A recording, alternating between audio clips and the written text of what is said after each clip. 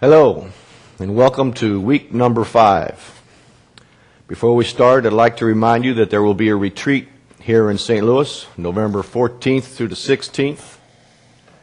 It was originally planned as mostly a Kabbalah Learning Center event, but Rav Lightman has opened it up to the entire world Kli, so it's going to be a little bit bigger.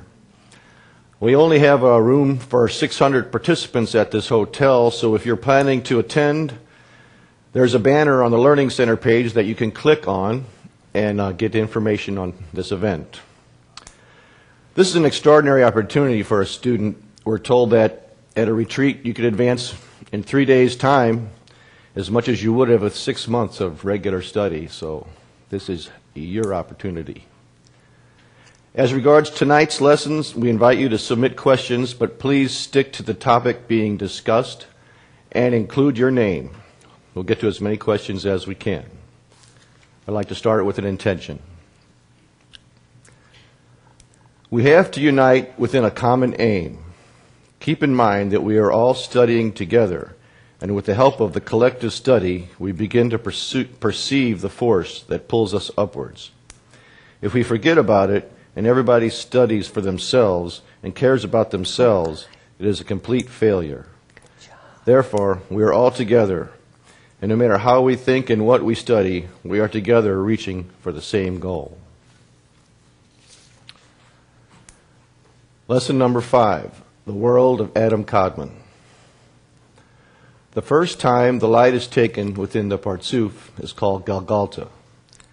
After the creature rejects the light because the pressure is too great, for it to handle, it attempts to once again take the light. Say 15%.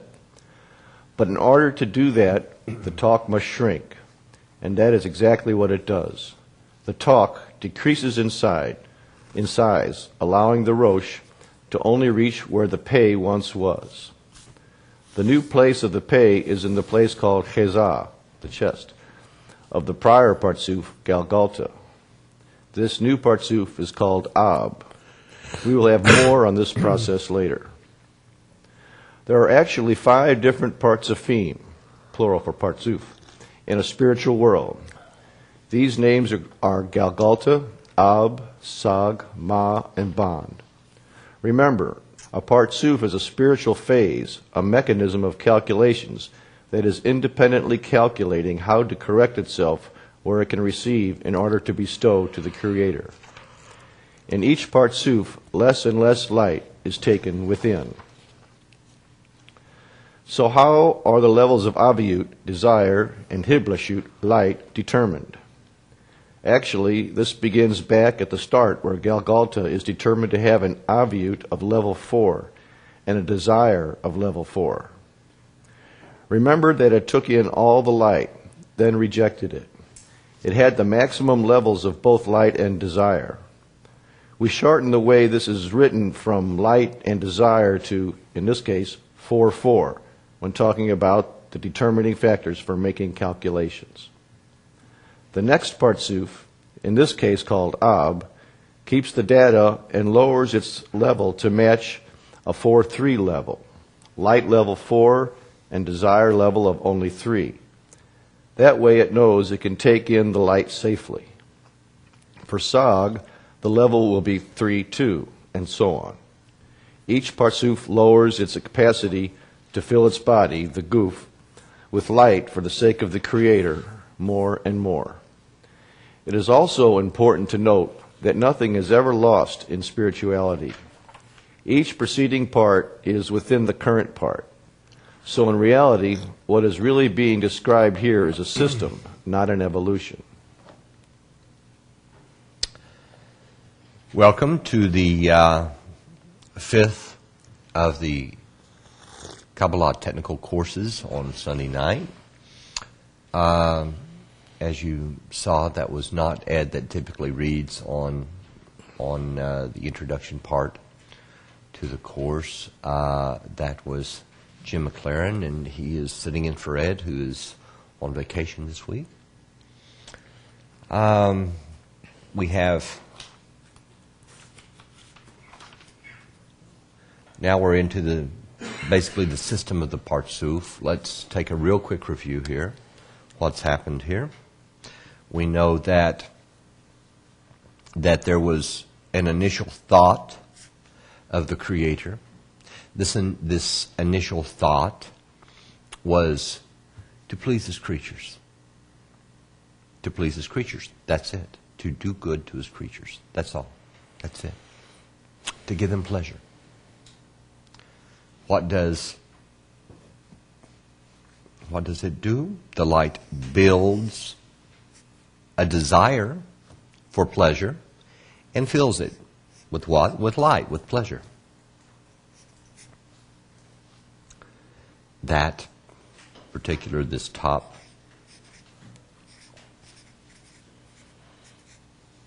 first stage is called Shorish, or the root stage. The second stage is called Aleph, or number 1, stage 1. Aleph is the first Hebrew letter in the alphabet. And what happens here? Well, halfway down here in the stage known as Aleph, there is something incredible that happens. The Kli, this Kli that was created by the light, it begins feeling that there's not only pleasure here, there's something else. There's a giver to that pleasure. And not only does it want to receive the pleasure, but it wants to be like the giver. So the next stage, its desire to be like the giver, makes it evolve, this Kli, this desire, into a new stage. What is that called? It's called Bet. Behina Bet. If you were in the terminology class, you know that Behina means phase or stage. And this stage, this is where the vessel says, my desire is not to receive the pleasure. My desire is just to be like the giver. It's like the child that says, I want to be like Daddy. I want to be like Daddy. And that's all. So, what we have at that point is the recognition toward the end of that phase of, now it's true, I want to be like the giver, I want to be like Mama, I want to be like Daddy. But there is a problem here. I'm a will to receive. I have to receive in order to exist. And there's another problem here. The giver is not able to do what he is supposed to do. The giver is supposed to be a giver. And if I'm not receiving, he's not giving. This is a lose-lose situation all the way around. So what can I do? How can I make this thing happen? What I'm going to do is, I will receive, but in order to please, to benefit the giver. What does that mean? The giver is the one that is in the picture here, not the receiver. Only the giver. The giver says, I want you to take this. The receiver says, no, thank you. And the giver says, you don't understand. It will be special for me. It is important to me. It will be a very wonderful thing to me if you take it. And the vessel says, oh, that's my intention. My intention is what's important to that giver. Once this is settled, once it knows that this is what is important, it immediately says, okay, here, I'll take it. But that is so that it can please the giver, not so it can receive the pleasure. Receiving the pleasure is just what it took in order for the giver to be pleased. And that is, oops, pardon me there. I need white out. Gimel, or phase 3. Now, something else happens toward this. What did the Kli do? The Kli did an act like the Creator. It did an act like the giver.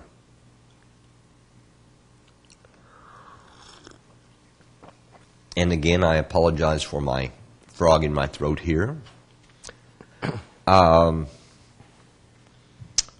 the Kli, it did something here, which was an act that's uncharacteristic of itself. It received, but it did it for an entirely different reason than to get the pleasure. It received because it wanted to please the giver. And you see, this is an act of bestowal. Because the only thing that mattered is whatever the giver needed, whatever that someone outside of its own self needed. It didn't matter what it was. It could have been that it needed $10 million. It could have been that it needed to give $10 million. It doesn't matter. It's all the same thing. So, what does it do? It senses pleasure from the act. It senses something, a totally different new pleasure. Completely, totally different pleasure. This is a pleasure that is the status of the giver. It made an act like the giver does. It received in order to bestow. Its whole intention was to give. So it actually made an act that was like the giver, and guess what?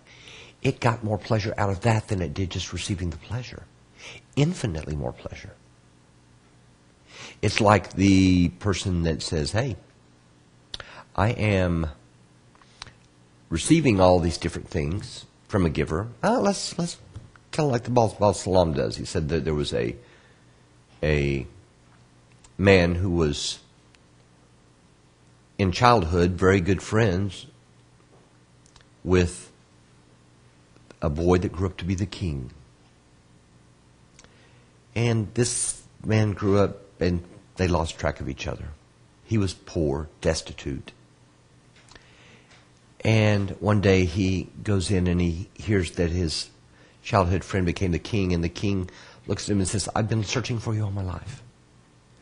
I couldn't find you anywhere. Let me give you what you need to get healed up, because you need some things here. You need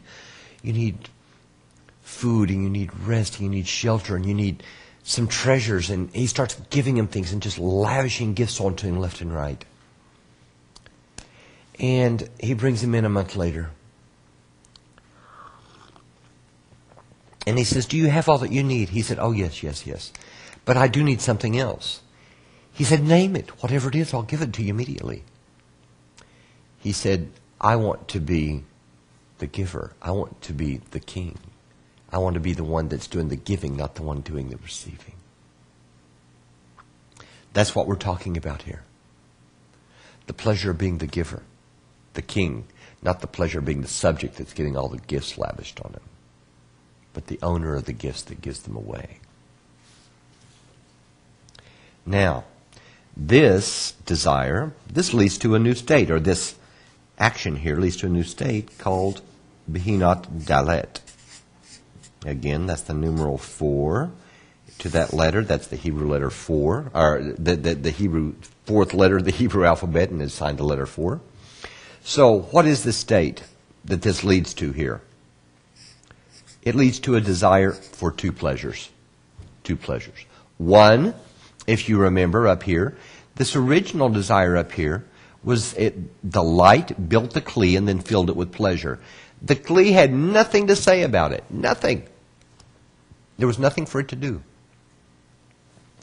So this first light, this first pleasure, is the same thing. It's this second one that's interesting, though. Why? This second one is what makes it a creature. Why? Because it wasn't created from the light, from being just opposite to the light, from being an imprint of the light. It was created as something from nothing, something that never existed and just poofed into existence. This desire to do what the Creator does. Now, folks, listen to me. You know this desire by a different name, and that different desire is the point in the heart. That desire that we've spoken about so many times. There's also another name for the desire, and that's called the soul. We're talking about the spiritual soul, yes. So let's get a little bit further down the road here. So what does it do? It takes in all of that pleasure called the world of infinity, Ein Sof, the world of Ein Sof. It takes in all the pleasure from both reception and from doing what the pleasure from actually the status of the Creator, from doing what the Creator does. And it does it because it wants the status of the Creator. It wants the original pleasure and it wants the status of the Creator. So what's going to happen? Well, you see, when it makes that act like the Creator did and attained the status of the Creator the first time, it knows what the Creator is like now. It knows. Why? Because it did something like the Creator, so now it knows the status of the Creator. It also received and it knows its own pure quality of reception. The difference between that level of knowing its reception of its own qualities and the level of the Creator in Kabbalah is called shame. Spiritual shame. It is not like the shame here in our world. So what does that lead to? It senses shame. It senses its difference in qualities with the Creator. And he says, nope, I want to be like the Creator and I'm not. I can't stand this situation. So if I can't receive, guess what? If I can't do it, if I can't be like the Creator, I just won't receive anything. Period. Let's do a couple of questions and then we'll continue here. Eddie from Pennsylvania. Hi, Eddie. If the Creator doesn't need anything, how does the Creator need to bestow? Eddie, the only thing that we can say about the Creator is actually this, that the Creator's thought is to create a creature. Actually, not even to create, but to please a creature. The creation of the creature is already in the statement. Everything that we talk about with regard to the Creator from here on down, Eddie, everything, is relative to how we feel, relative to how we see the Creator. Everything. In other words, it's our sensation that the Creator needs this from us. Not that the Creator actually does. That's not the point. It's how we sense it. Madian, hi Madian, again. Madian's one of our students. It's on the forum all the time. I really encourage people to go to the forum. From northern Spain, it must be awfully late. How can we recognize that the pleasure to give is for bestowal and not for the will to receive? How can we recognize that the pleasure to give is for bestowal and not for the will to receive? You can't now. A tool has to be acquired, and I'll show you that in a moment. Alejandro from Charlotte. Alejandro from Charlotte, North Carolina.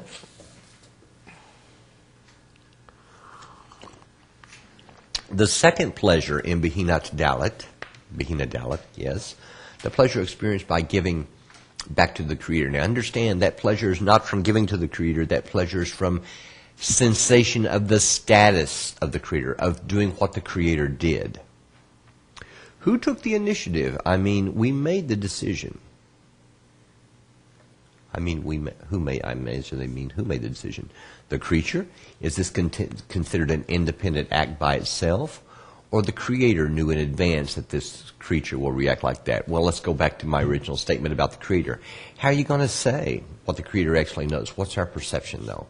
No, this is an independent act by the creature. This is a choice by the creature to do what the Creator does, to bestow. And this was never... This desire, this pleasure and this desire, Alejandro, was never in this package of pleasure, in this original thing that the Creator did, because this is what the Creator did, and then it took its hands away and said, that's it. And it put all this stuff into motion. Angel from Pennsylvania. How do we get to take the step of overcoming the spiritual shame so that we can receive the light? First thing, what spiritual shame? Angel, what spiritual shame? What Creator? What light? We got a long way to go here. So let's kind of get through this a little bit and get a little bit further down, because we aren't even close to us yet, okay? We're still with creation. So we have a kli that's in Tzimtzum, a kli that's in restriction. It says, I'm not receiving a thing. Sorry. No, thank you. And the reason that it won't isn't because it doesn't want to receive. Oh, yes, it's a desire for pleasure. And it's a desire for pleasure from the status of the Creator, too. But it doesn't want that sensation of shame. Its goal is one thing and one thing only, and that's to be like the Creator, period. So it sets itself up to say, okay, you know what? I will receive. I'll receive pleasure, but only under the express condition that I do it only in order to please the Creator. Not so I have the Creator status, so I can please the Creator. Does that give me the Creator status? Yes, but that's not the important part. The goal is to please something outside of myself, where I get nothing out of the deal. So what does it do? This is Tzimtzum, restriction.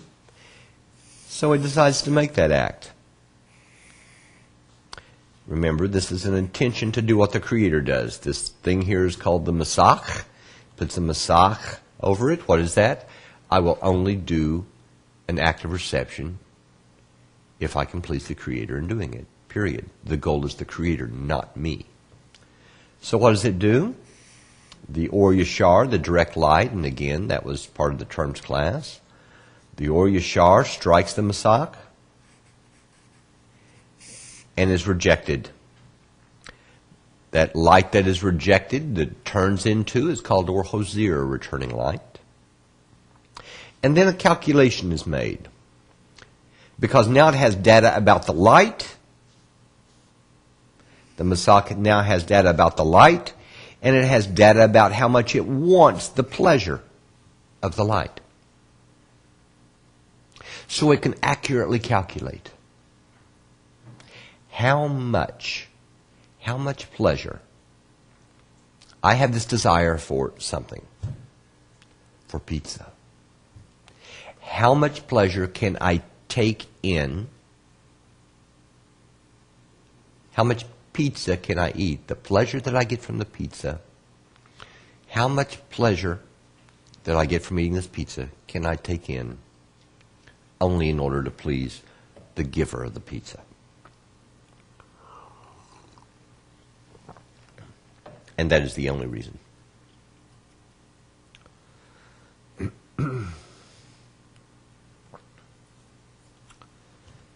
That calculation's made.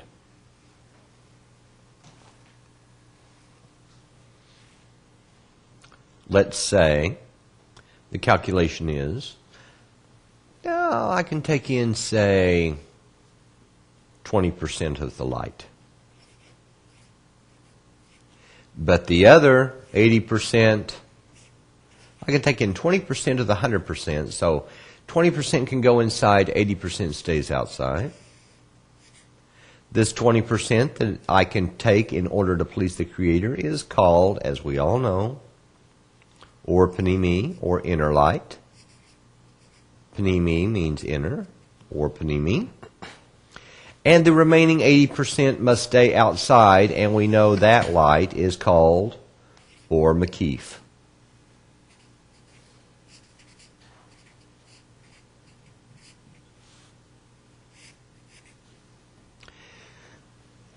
Now, or makif, what in the world is it going to do? The or makif is going to bargain with the kli, annoy the kli. It's going to say, hey, the Creator wants you to have the pleasure. It's the greatest pleasure in the universe. This is what you need. The Creator wants you to take in more pleasure. It's free. No one knows. Take it. Doesn't matter if you want it for yourself. That's not important to us. Just take it.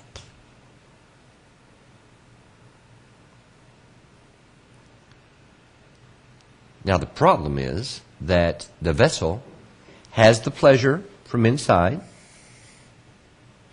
and it also has from outside the Or Makif urging it to take more than it actually can in order to bestow. We gave an example on this, thank you, that I've used several different times. This example has to do with someone working in an office. Person walks by, a friend, and they're eating a bag of potato chips, and they want to be nice to their friend, and so they just reach out as they're walking by their desk and lay a potato chip on my desk. Now, I'm not particularly hungry. I've already eaten, but it's my friend here. And so what am I going to do? I'm going to look at him, I'm going to wink, and I'm going to put the potato chip in my mouth, and I'm going to eat it. Say, thank you. Oh, that was great. The pleasure I receive from eating that potato chip would be like the Orpani me.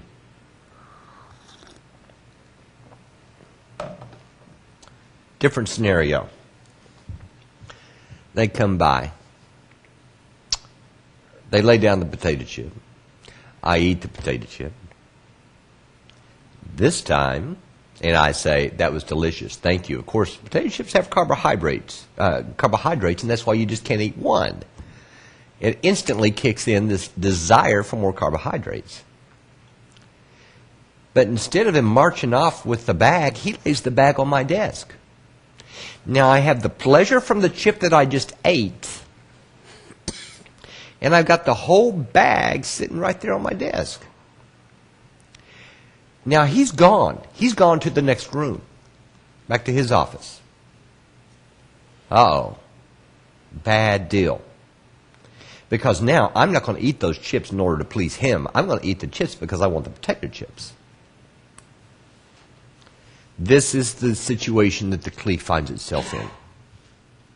What does it do? It does the only thing it knows what to do, that it can do. And that's that it gets rid of all the light that's within it.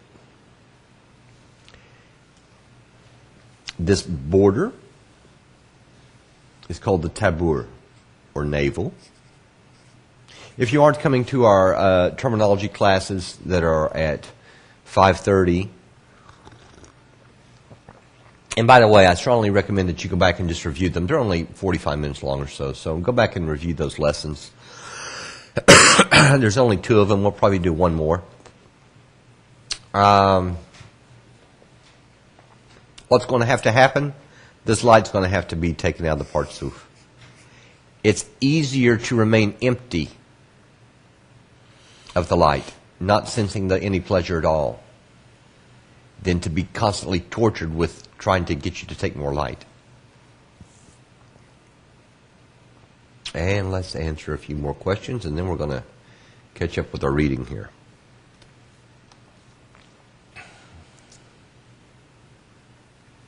From Luis in Santiago, Chile. What's the purpose of separation from us?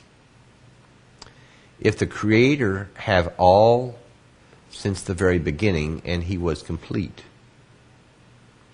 what is the purpose of separation from us?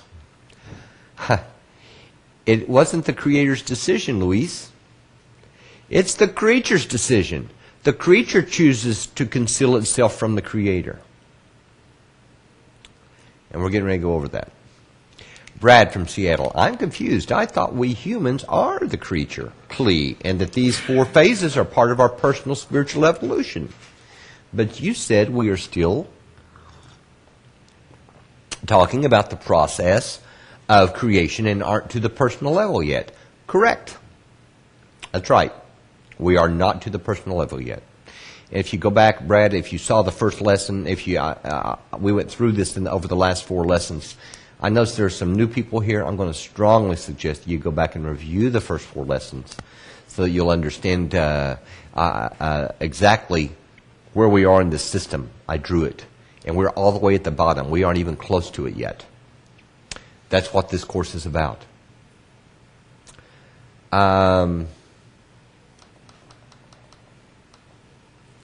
Parisala from Toronto. Okay, I understand I don't have the screen yet, but I can feel something yet, sense something perhaps, or am I deluding myself when I think of the Creator? We went through this also in the first class. What's the problem? I can sense something without a screen. That's like saying I can hear without an eardrum, because it's the same kind of thing. How do I hear? In my ear, there's a hole here, and a tube that leads to all sorts of inner mechanisms here that magnify vibrations. Magnify vibrations from what? From an organ called the eardrum. The eardrum. It's like a membrane that's across this ear canal. And what's going to happen is sound does not enter my ear and doesn't enter your ear either, Parisala. It bounces off that membrane, and that membrane vibrates.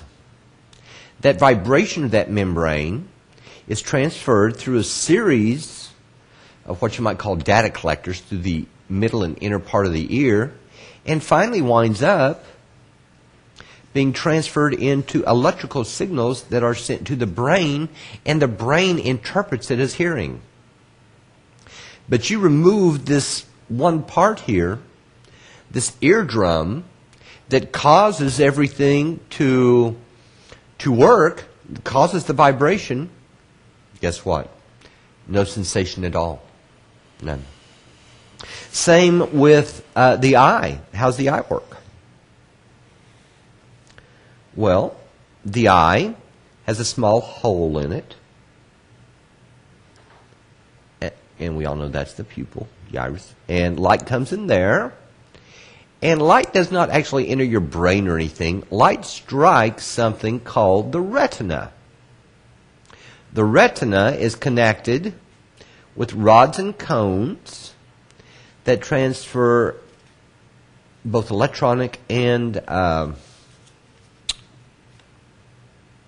chemical signals through the optic nerve into the brain, and a picture is interpreted in the brain like on a movie screen of what it thinks is really outside. Of course, it doesn't really know. You don't know if your reality out here is true or not, Parisala. All you know is that this is the picture you've got. So, you saw the screen here, you saw the screen here. Now you're talking about a Kli. If it doesn't have a screen in the sock, nothing is sensed. Nothing. It's impossible. It'd be like saying a deaf man can hear or a blind man can see. Michelle from Albuquerque, New Mexico. Since this is all supposed to be about spiritual pleasure, could you give us a sample instead of a corporeal example, as it is confusing? How? There's no sample to give. I mean, something that you can relate to. Everything has to be compared with something you already know. Okay, a sample of spiritual pleasure, no problem. Or Makif. It didn't do anything for you, did it? That's a great deal, Michelle, like telling a Martian, if you were talking to a Martian, telling him what a doghouse is. He wants to know what a doghouse is because he's seen a picture of it. But the problem is, he doesn't know what a dog is. So it's a real problem here. We can name it, but how can you describe something that there's nothing comparable to in the other person? He has no way of knowing. Angel from Pennsylvania. Why should we need to calculate?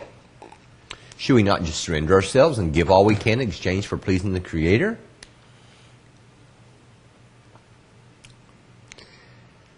That's a calculation in itself, Angel. Truth is, there's nothing you can do about it.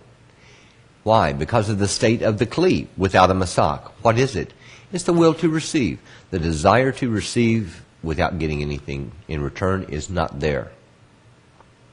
Pardon me, the desire to bestow without getting anything in return, the masak, this isn't there.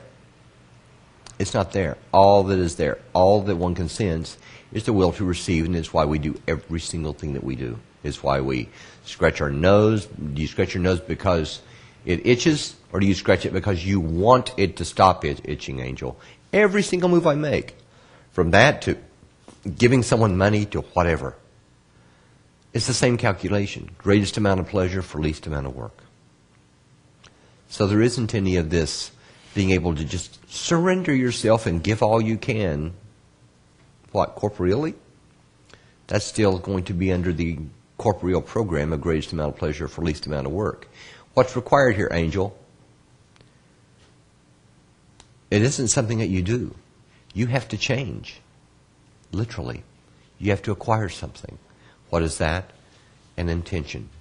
A masak. Felicia, Melbourne, Australia. Is Or Hoser the same as Or Makif, or is there a difference in the quality of the light? The difference is in the way that the kli senses it, Felicia. It senses light that it receives data from as it's striking it, the masak, as direct light. It senses the light that it's pushing away because it doesn't want to receive it unless it can do so in order to please the giver, as a different characteristics, but in truth it's the same light. So yes, it is the same, but it's not the same. Or Makif, what's the difference in Or Hoser and Or Makif? Well, we have to say it from our own perspective. What's the difference? Or Hoser has never entered the kli, or never been rejected and said you can't enter the kli. Now a decision is made. 20% can go in. That's Or Panimi. 80% has to stay outside. That's Or Makif. Okay? Chris from London. Hi, Chris. Does Kabbalah also address the question which reveals the desire of the Creator? As it seems to make no sense that the Creator would have no desire from its own creation. I missed that. Does Kabbalah also address the question which reveals the desire of the Creator? As it seems to make no sense that the Creator would have no desire from its own creation. It has a desire from its own creation to please it. If you're asking, I'm not real sure what you're asking here, so you might want to reword your question, but if you're asking, does one actually reveal what the Creator's purpose is? Yes, at some point one reveals that. Lesbian from New Jersey. Sometimes I think the screen of pleasure to receive are just obstacles from the Creator, given to us to move on into more and more pleasure. No, they're certainly not obstacles. They are sensing. The screen is a sensing organ. Let's go ahead and continue just a little bit here. I want to go on with what's happening here and what he just read.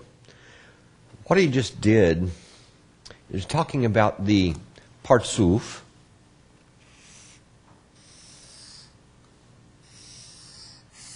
If you'll remember, that's what this thing is. We just draw it a little differently because now it's a formal partsuf.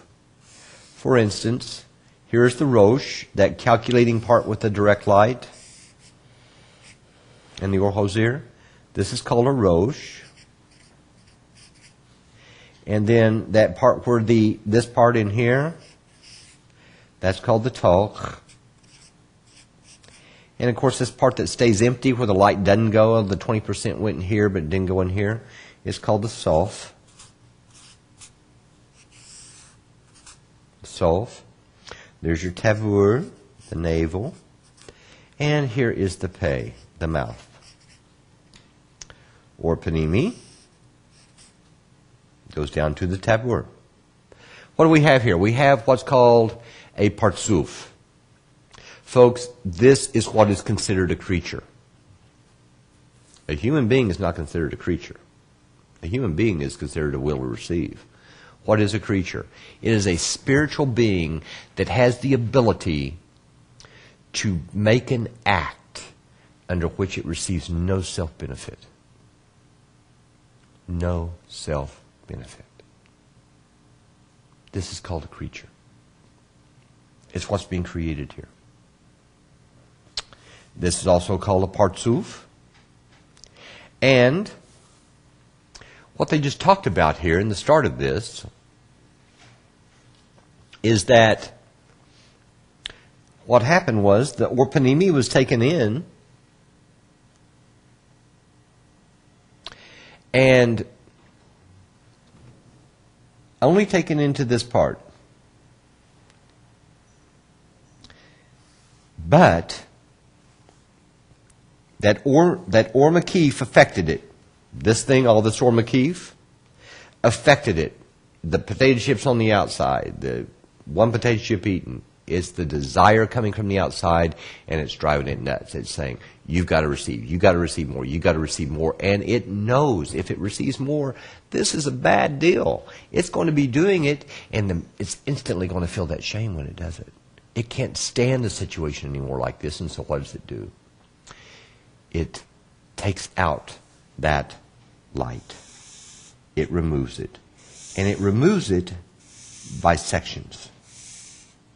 Remember, we have 5 partsufim, Keter, Chokmah, Bina, 5 Sfirot, Bina, Zerampin, and Malchut. And the light is going to leave each one like this.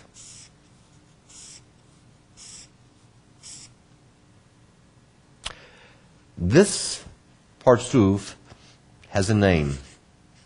It's called Galgalta.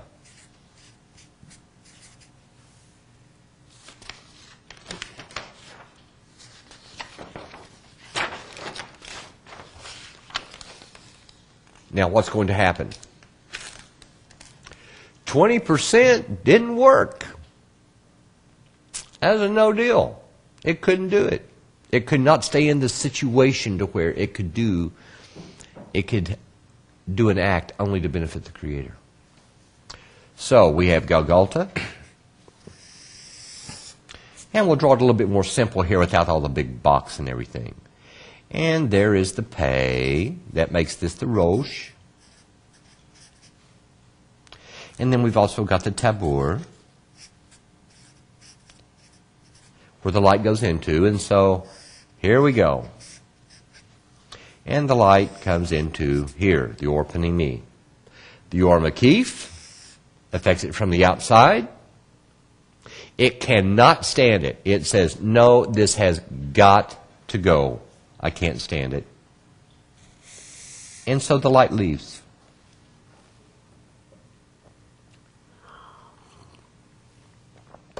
As I pointed out, it goes out in sections. Those sections are named Keter, Chokmah, Bina, Zerampin, and Malchut. Guess what? They exactly match these states. Exactly match these states. In fact, Shorish would be Keter, Aleph would be Chokmah, Bet is Bina, Gimel is Zerampin, and Dalet is Malchut. It matches the qualities of each one of those states. It expels the light. It then lowers, it says, I can't take in that 20% in Galgalta that I had in Galgalta. I can't do it. It's too much. I need to take in less. So here's what I'm going to do. I'm going to lower down here, and I'm going to take in less light. Let's do it from this level. And that's exactly what it does. It does the zivug, the taking, the beating on the masach from there. And so it takes in light in this section. And so we have a change of a state to where this creature now is going to accept less light. Less light. So So we have Galgalta, and that's at 20%. Don't believe these numbers are actually much less light. But it makes it easy for you. And then we have this next one that's 15%. It's Ab. And what's going to happen? Guess what? It's going to do the same blasted thing again. And it's going to go down another level and take in maybe 10% of the light.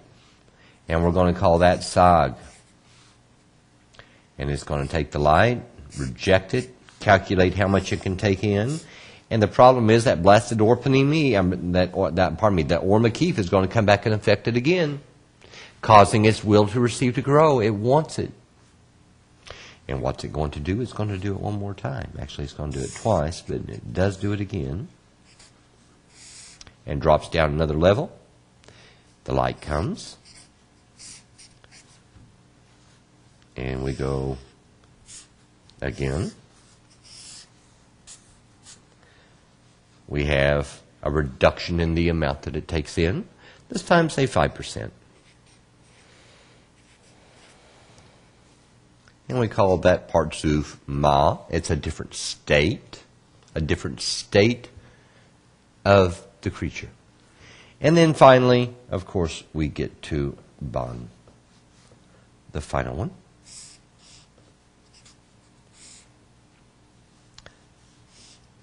Where really what it did was, it made a calculation based on zero amount of pleasure.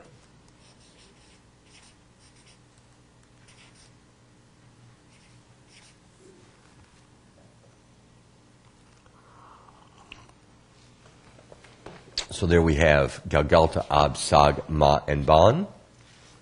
Now, what's reducing here? Well, actually, this is called, remember we talked about this earlier, that this is called Avyut. The power of pleasure involved in this Galgalta is 4. The level 4. And the amount of desire for the pleasure, so the light has the qualities of level 4.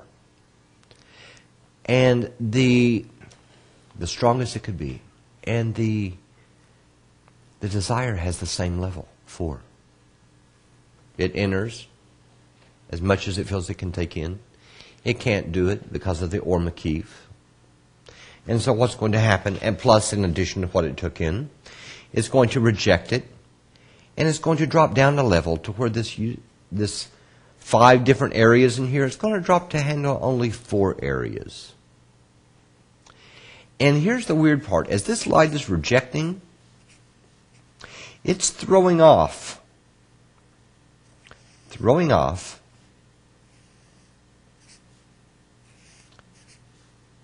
what we talked about in the terminology class, the Reshimat, the memories of the light being in the Partsuf, and the memory of the desire for it.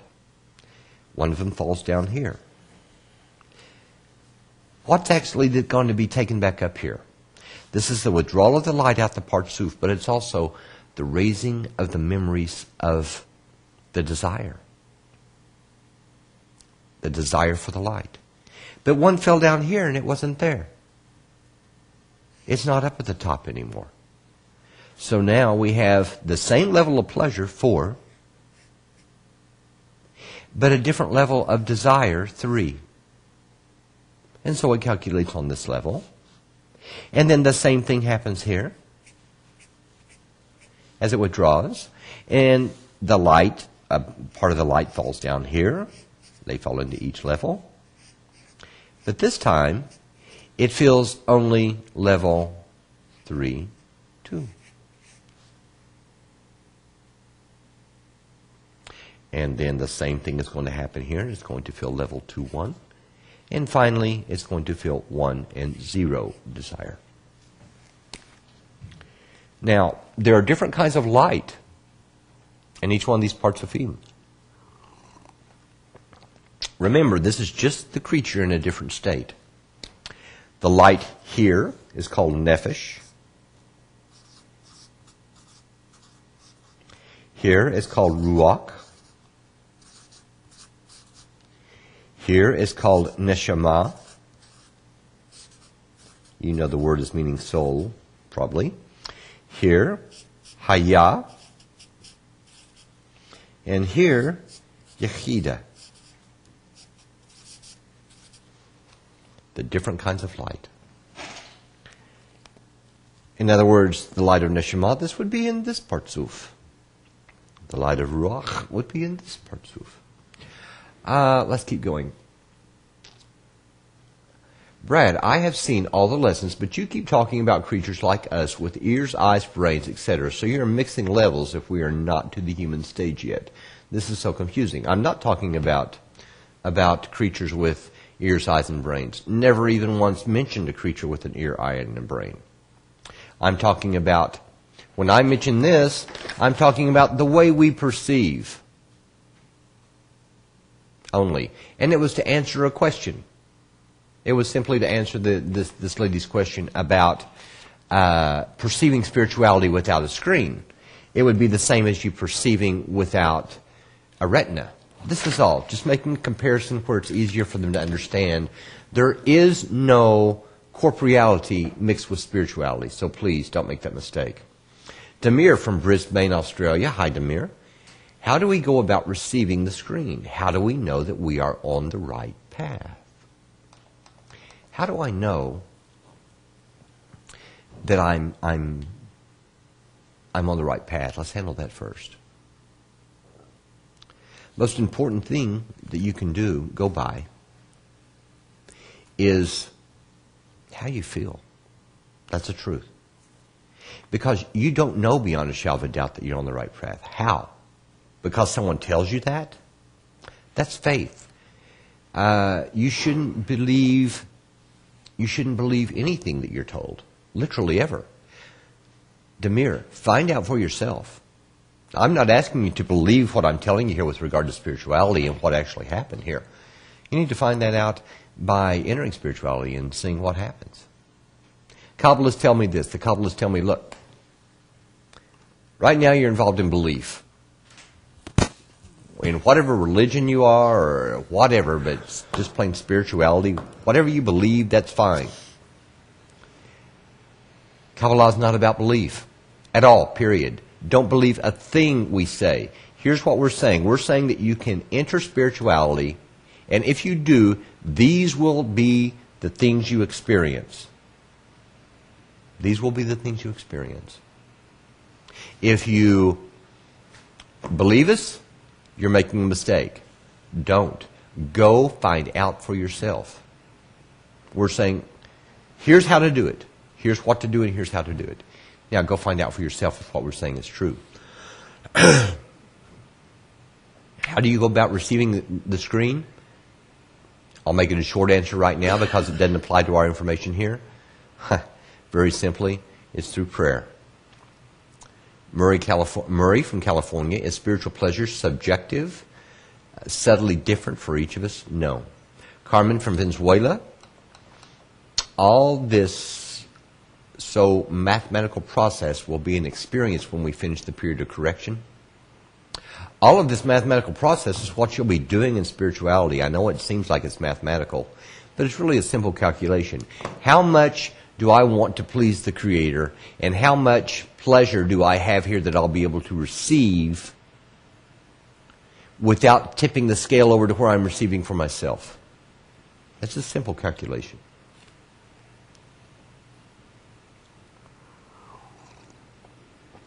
Fabian, how do we empty ourselves of the light? Real simple. First you get some. When you have no light, you can't empty yourself of anything. Cheryl, am I missing something? This is Cheryl from New Jersey. If this process is the thought of creation, and at this level we are not even created until we descend into the world of Asiya, then Simsum is already in place and all these actions have occurred prior to our existence. Cheryl, you're not missing a thing. Congratulations. You're seeing a lot of confused people. This is exactly right. Phil in Michigan, are these concepts still dealing with the collective soul? versus each of us individually that combine into the collective soul? Of course. What's going to happen? Remember this area that you couldn't send any light? That it couldn't receive any further down? That's underneath the tabur, which is where light can't go? Creature's going to make a mistake. Creature's going to think that it can get light under here. And when it does, it's going to cause a breaking in all of these vessels. All the vessels and all these levels is going to break, except for maybe one. And then what it's going to do is it's going to start building a new world, because this whole thing is called the world of Adam Kadmon. Adam Kadmon. Now, what it's going to do is going to build a world that's called the world of correction. And it's going to be put in place right here. And it's going to contain a dividing line. And it's going to contain its own worlds, Berea, Yetzirah, and Asiya. And it's called Absolute. And it's going to contain a new Parsuf, just like these, a Parsuf. I drew it like a square, so you can think of it like a Parsuf, like this. It's going to give birth to a Parsuf like this. This Parsuf has a name. Its name is called Adam. It has more to it. It's actually called Adam Harishon. But yes, it is the identical Adam that you find in whatever Bible you use, the Torah and the Old Testament. It most certainly is the same Adam. Identical. What's going to happen? It's going to need to mix the qualities of the Creator with its own qualities so it knows what to correct. But guess what's going to happen? It's all going to break apart. And it's going to break into 600,000 pieces. And they're all going to fall. And they're going to fall just under the bottom of spirituality into total, complete concealment. And you're going to call this one little area where they're all concentrated, that's a teeny weeny tiny speck, our universe. That includes all people, planets, suns, animals, plants, whatever. That's where we're headed, folks. Let's keep our eye on the ball.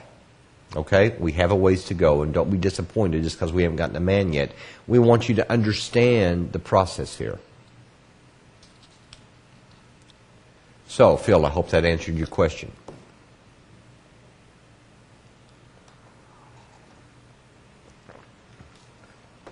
Alex from Toronto, how will I know when I have the Masak already? I think I have one, right? You're in spirituality if you have one. And you wouldn't ask. Joseph from Connecticut, can you give an example for the light that is rejected by the Masak? You mean a corporeal example?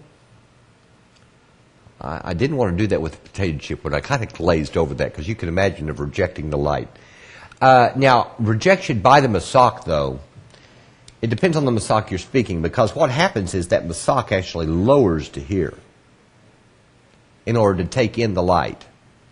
So if you're talking about this initial rejection, the initial rejection is very simple.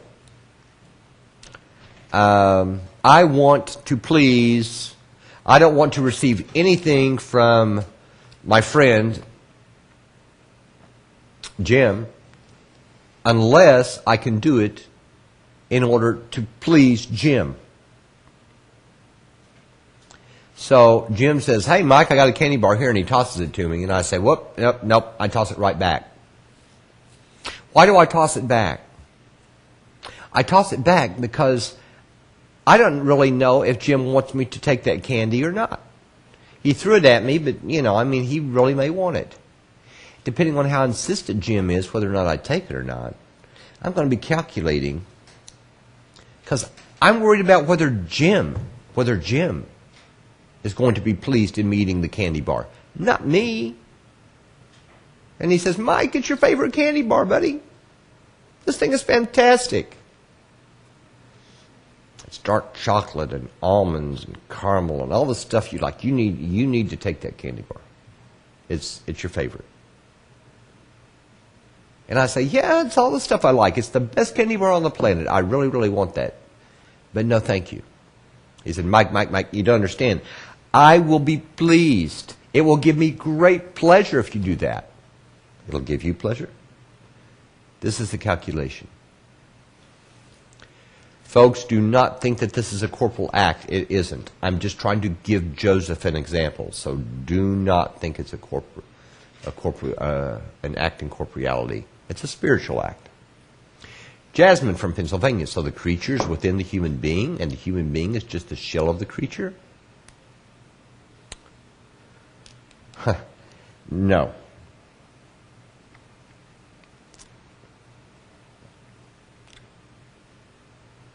The creature broke into a whole lot of pieces. Humpty Dumpty's broken, Jasmine. So what is the real deal? The real deal is that Humpty Dumpty has to be put back together again. Betsy from Florida. As we grow our desire, or the point in the heart, will all of this make more and more sense? The technical aspect confuses me. Well, we've only had 4 classes, so I can understand that.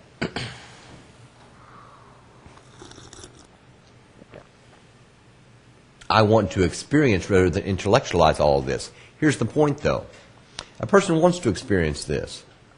This is what you find in spirituality. This is the system. What does this do? It builds your desire to attain those qualities. The qualities that we're talking about here and will be talking about through the class. It draws something very special, a special force. Why do we study this class? To understand it, to intellectualize it, Betsy? No. We study this course because it has a strange, amazing effect. It draws a special force called Or Makif. Remember the bag of potato chips? It builds the desire to do what the Creator does. It builds the proper vessels within us, senses, to be able to sense the Creator. There's nothing more important. And it builds this very special desire to do what the Creator does, to a place to where it's something that you absolutely demand to have. A prayer that's from the bottom of your heart, complete, 100%. And this is what? The one prayer that is answered. And the gift given from above, which is a Masach.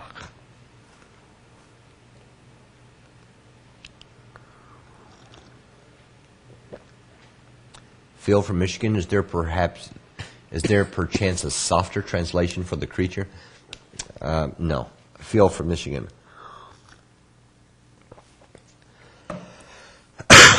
When watching the Rav, I keep hearing the words Galgalta, V'nayim, and Hop.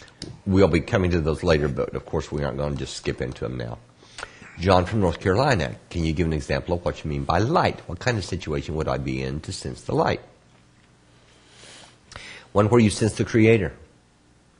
One where you sense the Creator. Eddie from Pennsylvania, without a Masach, it's impossible. Eddie from Pennsylvania, is the Creator actually doing these things? Or are they all set from the beginning, meaning at this point that He is no longer partaking in the creation? It's difficult to imagine, Eddie, because, see, we have a time situation here that we sense. For the Creator, initial thought was given. The initial thought was given, and immediately, poof, it was done. It went from the first stage all the way to the end. Eddie, I want you to watch the first lesson again, please, because we answered this. Betsy, are these 5 stages representative of the journeys of the soul as it corrects itself? No, it's the 5 stages of how we got to down here. Johanna, Norway. Hi, Johanna. Can you know when you have moved from Galgalta to Ab to Sag? It happened, if you listened earlier, it happened before now, not after. Luis from Santiago. How do you know that Adam broke on 600,000 parts? Is something we have to believe or have any demonstration of it? Trying to think of the proper answer for this one. You will know when you enter spirituality. You'll know what's there, and here's the thing. Kabbalists tell us this. Once you enter spirituality, you're done. You will understand the entire system from the top to the bottom. Everything. So that's not a problem. The problem isn't here, you're guessing. Whatever makes you feel the best is what you'll believe. And we're not asking you to believe it. You have to go there. You have to go find out for yourself. Find out if it's true or not. Don't believe something. You will find out. How do you know that Adam broke into 600,000 parts? You'll know when you enter spirituality. It's all there. And with that, we're going to keep reading. Let's go. As I have previously stated, there are 5 parts of Fim to each world, and there are 5 worlds. Olam Adam Kadmon, Olam means world. Olam Azlut, Olam Bariah, Olam Yetzirah, and finally, Olam Asiyah. 5 worlds with 5 parts of Fim each means that altogether there are 25 parts of Fim, which emerge from above to below.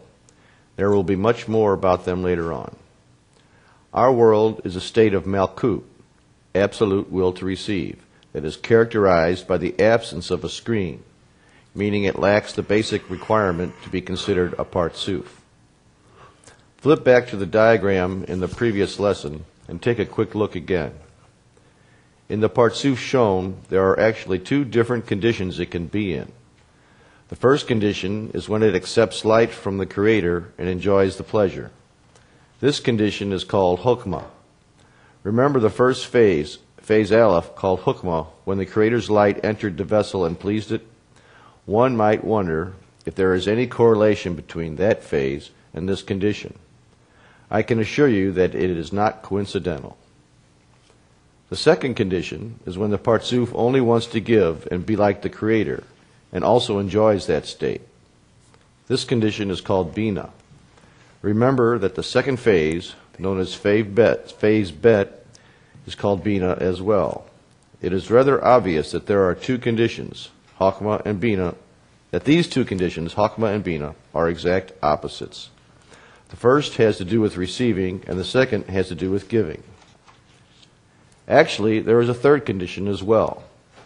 It is a mixed one, where the creature takes in some of the light, but only the amount it can receive in order to please the Creator. The rest of the parzuf remains empty. I am sure you have already guessed that this condition is called zir anpin. It is important to know that there are 2 kinds of light. Light of hokmah is the light of pleasure. Light of hasadim is the light of correction. It is the light that builds the masach, the screen we have been talking about. So as an example, let's say we have 10% of the light of hokmah and 90 of the light of hasadim. This condition would fall under the category of mixed and be called zir anpin. The absolute final stage is our beastly creature, malkut. It is the genuine 100%, no holes barred, give it to me because I want it, stage of desire to receive. This condition has another name, Ein Sof, which means world of infinity. Infinity here is not like the scientific term infinity, but rather relates to unlimited receiving, the characteristic of malkut. This is what happened right after the first restriction. Malkut devoured everything by its own choice, but it also suffered the consequences, the incredible feeling of shame. Actually, this initial acceptance of every bit of the light is an absolute necessity. In order to feel the spiritual shame resulting from receiving without giving in return, it is first necessary to perceive the Creator, to perceive His properties, to feel Him as the giver, to see His glory. Then the comparison between His properties and the creature's own egoistic nature will bring about the feeling of shame. We are no different. Our first task is to simply perceive the Creator, but this requires a lot of work all in itself. The glory of the spiritual, the Creator, does not just happen all at once. It unfolds in front of us. As it does, the first thing that appears in us is a desire to do something for Him. We see this all the time in our world.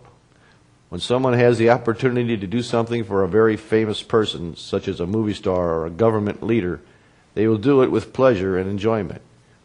If the President of the United States or our favorite movie star asked a personal favor from any of us, no matter what our political affiliation, we would probably jump to do it simply because of the great importance of the person requesting it.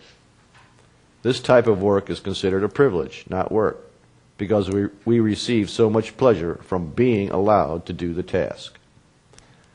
The aim of our entire work is the revelation of the Creator, His glory, and His might. Once this level is reached, what we witness will serve us as the source of energy to do something for the Creator's benefit.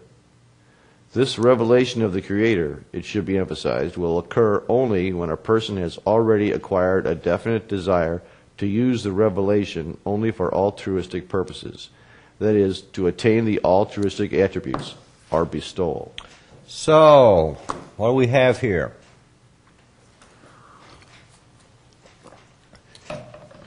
What's going on here? What's going on in this entire... Look at all this, folks.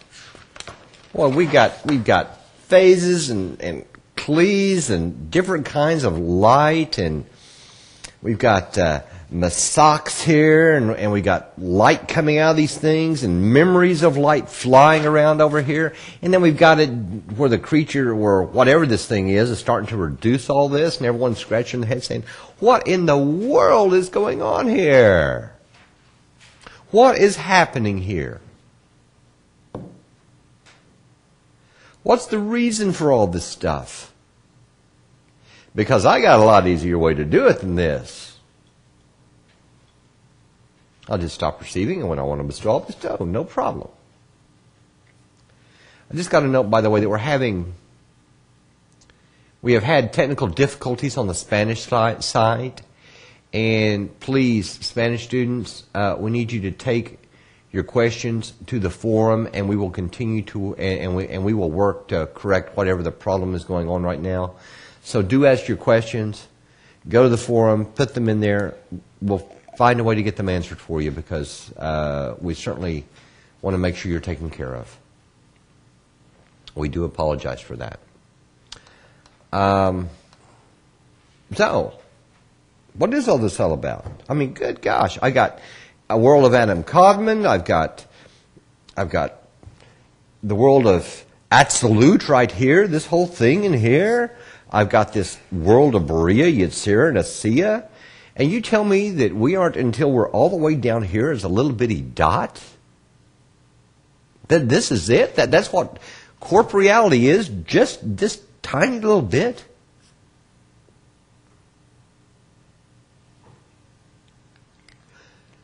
What's the process? The process is the gradual, step-by-step, purposeful reduction in each time by the one level at a time to get data about all of itself and all the different parts of the Creator. It has to know how it can work with the Creator and not feel suffering. How's it going to do that? What is it attempting to do? What is its goal? Its entire goal is to be able to have the ability to do what the Creator does, but not for the reason to do it egoistically, which is what it wanted. So what's it going to do? It's building itself a system here. It builds itself a system. It's going to have a situation occur in here where it's trying to get light down into this area that's never had it before. And what's going to happen is that all of the spherot, the vessels, to be able to sense God with, is going to break. It's going to shatter. Nothing left. It was all on purpose. Every bit of it.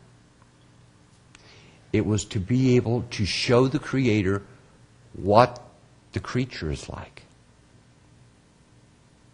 And then there's going to be another breaking. That breaking is going to occur over here in this parsuf called Adam. What's it going to be? It's going to be so the creature can find out what the tributes of the Creator are like. And it's going to break. You know this better as the fall. Remember Eve and the apple and all of that? The fall of man. This is precisely what the Torah is talking about. The Torah starts here.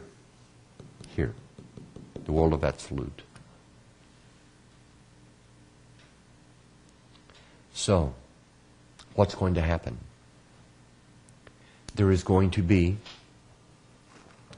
a mixing of the properties of the Creator along with the properties of the creature. Now you understand the point in the heart part. Slowly, this desire to do what the Creator does is going to take over. But it broke apart and it just kept breaking. And depending on how much egoism developed, how far it fell, how far down it fell, it needed to break into more pieces. Why? Because any one given piece can only handle so much. A story is told about this, how it really works. A king wanted to move his treasure from one castle to the next, but he didn't trust his people. He was afraid that with this treasure he trusted any one single person, it's not going to work. So he called in literally thousands of his subjects, and he divided up his treasure into tiny itty-bitty parts, and then had each one of them carry this part to his new castle. Now the problem is, for the people, is it's too small of an amount to steal. It wouldn't be worth it. The price would be too high. So what's going on here? The creature needed to be broken up into a lot of different parts. It's an absolute necessity. And those parts will begin to come back together and fix. One at a time, they enter spirituality. And sometimes in big bunches. Barbara from Hannon from Eugene, Oregon. Is the Messiah a gift from the Creator? Now we get into the portion about correction. How does it actually happen? What is done? Well, each one of those parts that I mentioned, each one of those parts that is quite egoistic and has all of these things around it that it just wants to gather in and receive all to itself. That point in the heart begins to develop. This thing is led to a place. What is this thing? It's a potential creature. Not a creature, a potential creature. It's led to a place where it has the proper materials. It's led to a place where it has the proper environment, meaning people that have the same goal as it.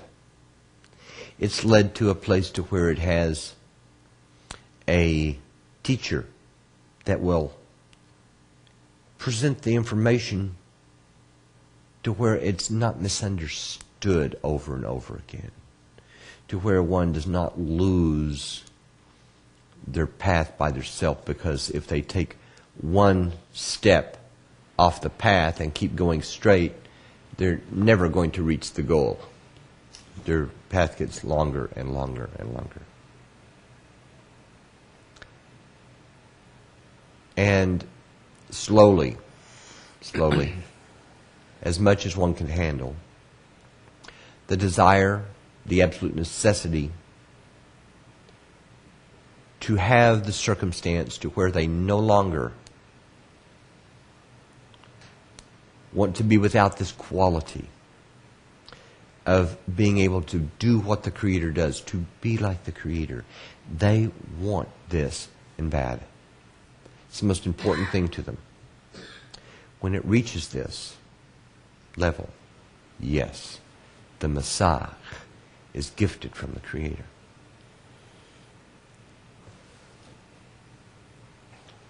The entire purpose behind the study of Kabbalah, all Kabbalists, and the organization known as B'nai Baruch is to help others achieve it. That's it.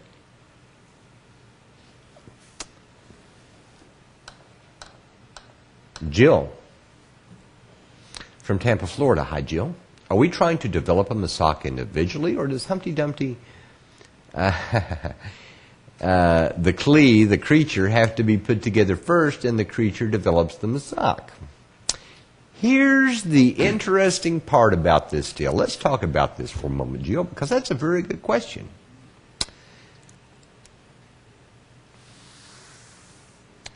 What broke?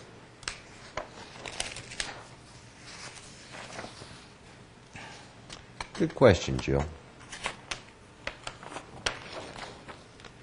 What broke?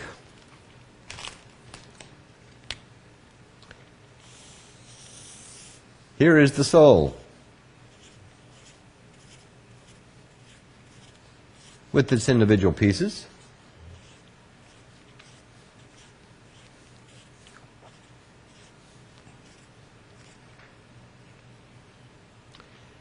And guess what? It broke corporeality.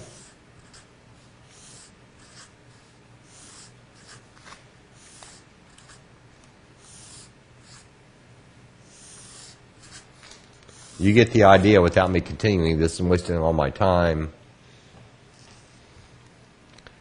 just with drawing lines. Everything feels separate here. What broke? The connection between them. The connection between the dots that forms one big, huge system.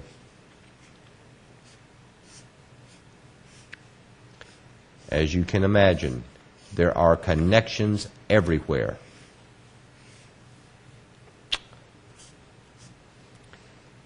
And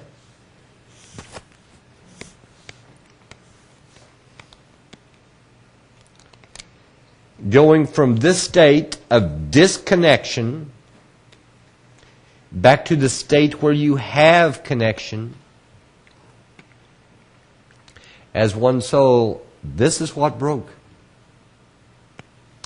The sensation of the connection between the two is called the Creator, or between the one and the many as one, is called the Creator. But see, it's in a purely egoistic state. Here, it has desires for money, honor, knowledge, for itself. Whatever makes it feel good by itself.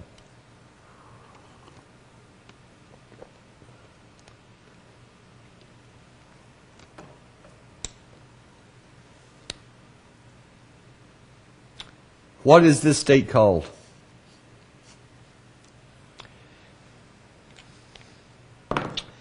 Here's what's really happening here, folks.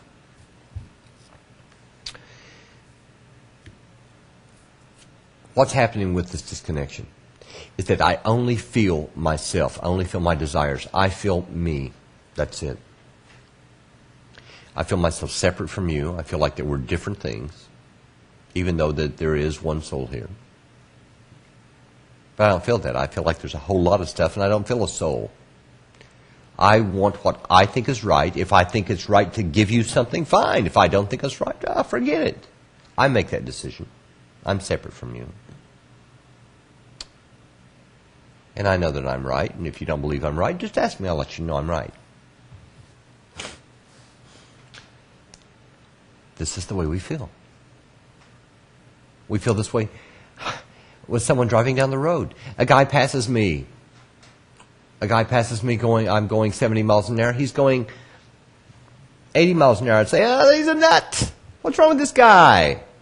He's driving too fast. I pass a guy going 60. I'm like, what are you doing? Get out of my...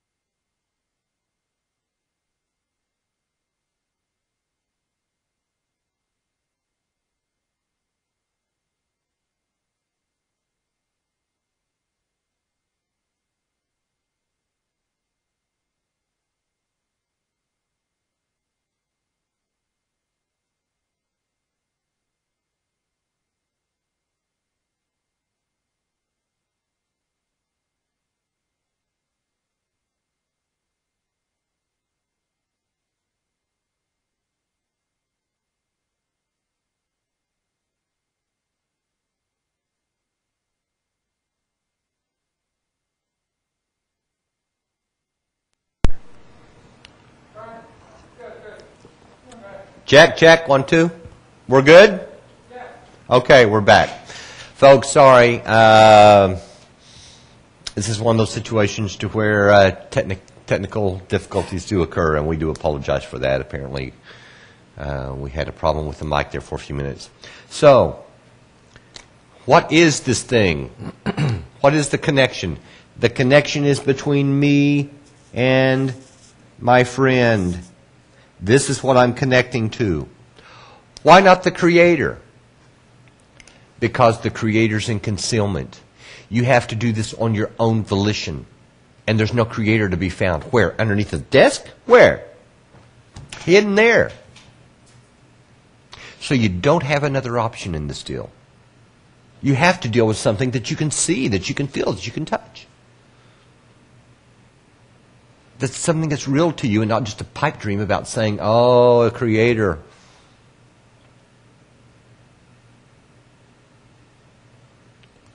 And this is the process of Kabbalah. It is the process of how to love thy neighbor as thyself. Before we go, we'll see if we have a couple of questions here. I'll try to get to real quick. Folks, please, any other questions that you have, go to the website and place them on the web. Question from, we got our Spanish folks up. Great.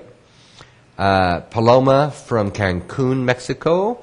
Can we have a good time with the ego for a while, and then can we start many times? Sure you can. But you're getting coerced to begin the process. How?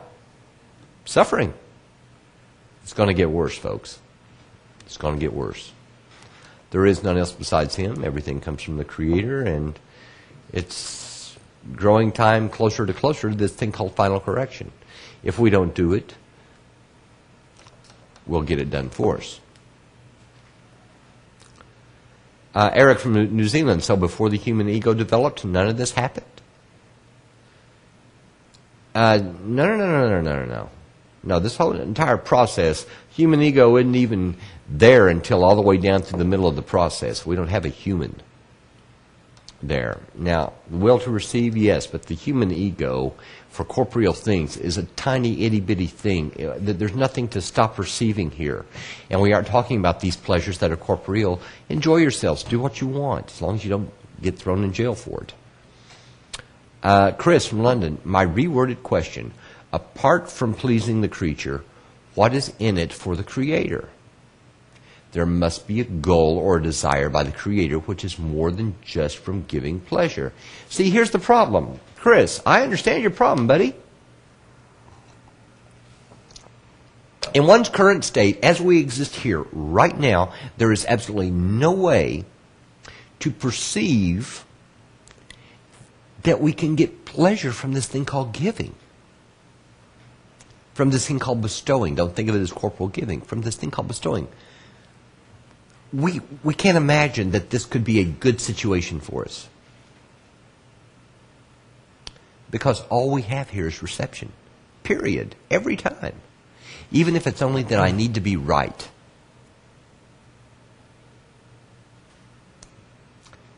I understand the problem. But that is his only goal. Monty from Washington, D.C. As light is rejected in the world of Asiya, do Reshamat descend to the world of corporeality? Very good question, Monty. As a matter of fact, yes. What is it called? The point in the heart. The desire for pleasure to do what the Creator does. It appears to you as simply a desire that you cannot fulfill no matter what you do in this corporeal world. It's not for money, honor, knowledge, power, anything like that. It's not for food, sleep, sex, anything like that. What's it for? I don't know. I just know it's there. This is called a point in the heart. That's why you're here. You're looking for something. What? You don't know, but you're looking for it. This is the attempt to fulfill this point in the heart, Monty.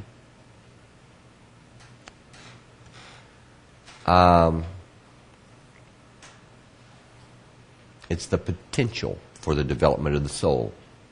So it's not there yet. It has to be developed. Luis from Chile. It's easy to feel altruistic while you are explaining, but how to expand this feeling for the rest of our lives? I understand. When we get mad at something, or someone runs into my car, or something like that, I mean, what do I do about that big jerk? I mean, he was drunk and he hit my car. How am I supposed to be altruistic in this, right? What's the deal with that? We aren't talking about just a feeling of altruism. We're talking about a switching out of operating programs. Complete switching out. So it's totally different from what you're thinking. We're talking about the base underlying operating program under which you operate and make every decision is switched from the greatest amount of pleasure for the least amount of work to, if I cannot bestow, I won't do it. Ricardo from the Philippines. The lesson seems clear to me, and there is no question raising from my mind right now. And raising from my mind right now, well, there's a question that follows that. Am I already experiencing spirituality? No. As a matter of fact, the questions will start coming. And that's, by the way, very, very good when they do. Zana from Southern California. Your drawing shows Adam Harisham between Asiya and Yetzirah. Is it correct, or it has to be in the world of Asiya? I am confused. We'll go further later. We'll find out exactly what happened there, but we'll do it in our time. I was just trying to give a brief overview there, as they did in the material here. Judah from Brooklyn. Why are you saying have a good time down here? Aren't we hurting each other when we act selfishly? What? Every act is a selfish act. What are you going to do that's not? You're just going to sit there? I mean, breathing is a selfish act, Judah. So what are you going to do? It's too late. based on whose judgment of what act is selfish and what isn't, Judah? That's a problem because everything is selfish. If you have additional questions, please take them to the forum. We'll be happy to answer those for you. Also on next Wednesday, there will be a lesson by Tony. Very good article lesson. And by the way, now you can also see and understand with what we're trying to accomplish here in the love thy neighbor as thyself thing. Guess what? You can't do it alone. It's impossible. One doesn't enter spirituality alone. And their desire toward their friend drastically speeds things up.